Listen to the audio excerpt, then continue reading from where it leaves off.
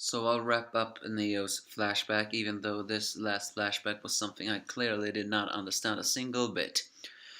But with Neo's rampage over the centuries, it eventually died and became revived, and it took on many different species and was killed, and then suddenly it was revived again. One of those it took on just happened to be the appetite demons that would later be born into Sunny, Toriko, and even the mighty Don Slime too. But it's clear that Neo really enjoyed the delicious smell of despair. And until then, uh, until suddenly the Neo enslaved the Red Neo after they found survivors on their, well, on a descended planets. In a way, because these were the troll types, and they had no choice but to become slaves to them. After that, they worked on reviving Neo, perhaps to seal it away, since they firsthand saw what kind of destructive power they had.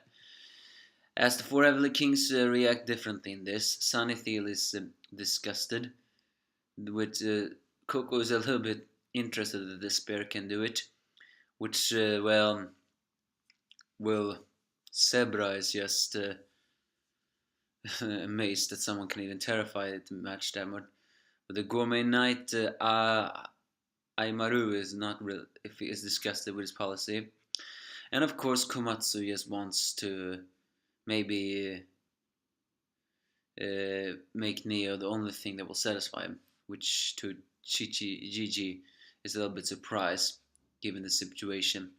The same thing happens back in the fight against Yoa, as Yoa mentions that what Neo is teaching Akashia is apparently a food paradise of infinite reach. But despite his limitless appetite himself, Midora is not really interested in that food paradise.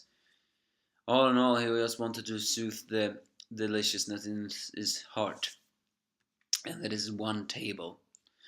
Back in Area 1, where the blue Nitro nobles begins to tell everybody that in order to be revived, a huge gourmet energy is required, but those devoured by Neo will not revive ever again, which means the planets he ate is now completely dead and extinct, which is one of the reasons to destroy them. And if Neo continues eating, well, even gourmet cells will be lost. But even Jiro is not worried about that, because he believes he can inflict terror on this one to it. As I look at the blue Nitro, I begin to wonder if aren't they the same that were in that spaceship? And even Toriko is not really worried, because to him he actually says that people can be revived like that, and he wonders actually how Neo tastes. Now that will be something. And finally, Don Slime clashes with Neo, saying it's been billions of years since we met back then. What's gonna happen? Well, no idea. We will now see a little glimpse on why Don Slime and Neo fought. Why it happened that the Don Slime is the only creature that can stop the Neo. All in all, a simple chapter. I didn't understand a single bit of it.